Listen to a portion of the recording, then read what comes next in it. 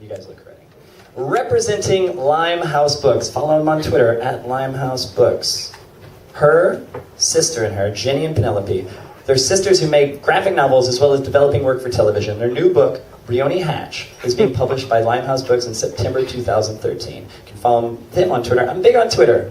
I mean, I'm really pushing this Twitter thing, I'm noticing. At Skinner Sisters. Ladies and gentlemen, welcome up Penelope and Ginny Skinner! Hello, ladies.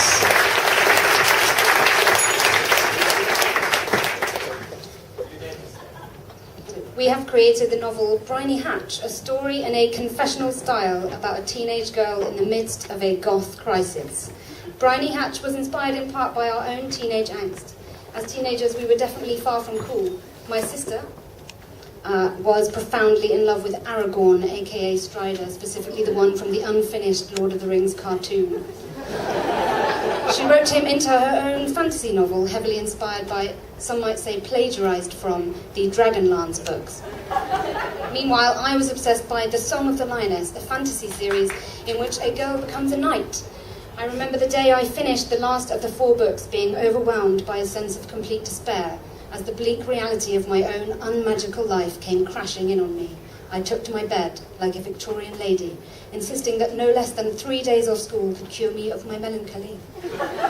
It probably lasted until the next book I started reading. In our story, the eponymous Briony is obsessed with a series called The Starling Black Adventures, about a powerful magical exorcist in the fictional land of Bizarcum, whose sidekick is an attractive ghost called Harry McClutz. I'm going to read an extract from Briony's diary, in which she compares the relative merits of being Starling Black versus being Briony Hatch, because on my next birthday, I will be 15. At this stage in my life, I am meant to be experimenting with drugs and having my first fumbling sexual experiences. But hanging out with Starling is so much better. She is perfect, my hero. Reasons why being Starling Black would be better than being me. 1. Starling's hair is black, long and lustrous. My hair is mousy and fuzzy. Even special fly-away shampoo doesn't help. 2.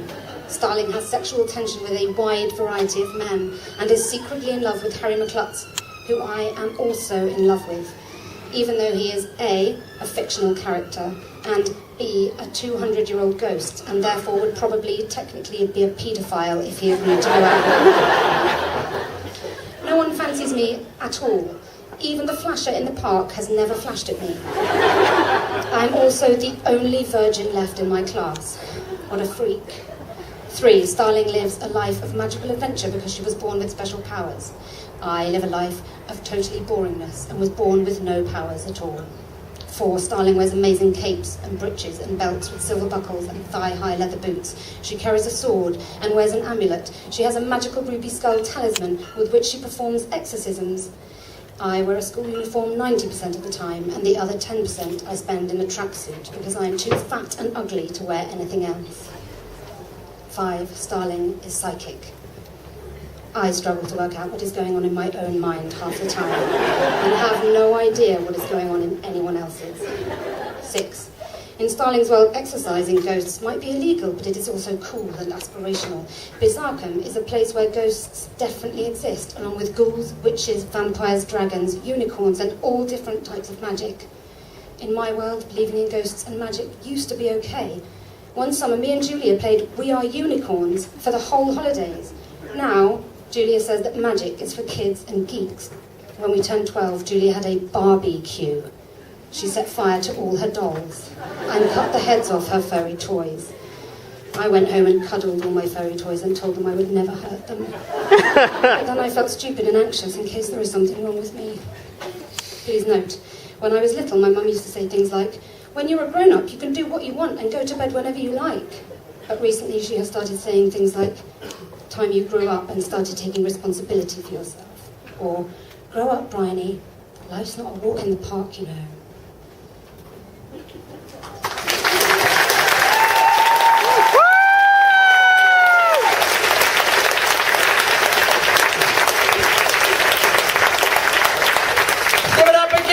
Penelope and Ginny Skinner.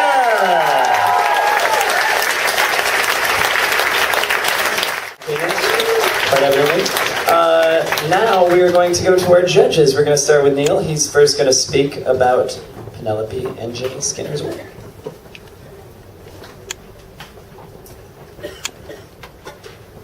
For reference. Well, I thought it was genuinely funny, which I enjoyed.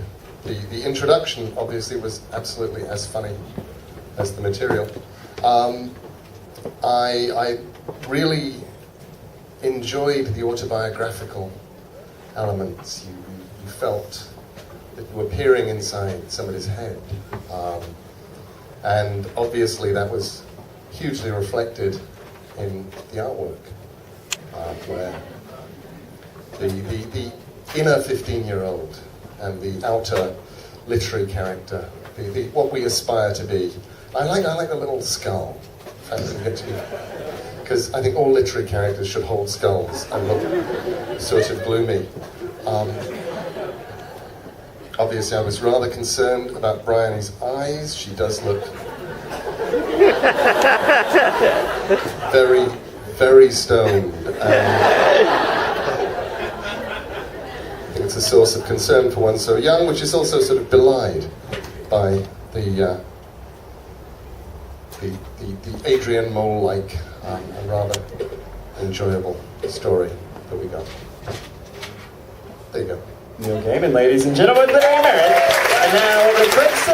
We're going to go to Neil Gaiman. Neil, if you could say a few words about the finalists and announce. Well, the judging obviously was bitter, vicious, and in the end unanimous. That I think, and I think what we responded to most of all was the humanity, and what we responded to second of all was the humanity again. And I think that's it's the humanity. It was humanity all the way, and it was Penelope and Ginny. Give it up for Penelope and Ginny Skinner! And give it up for the excellent, also worthy, not quite finalist, Stevie White and his assistant Jonathan Shane.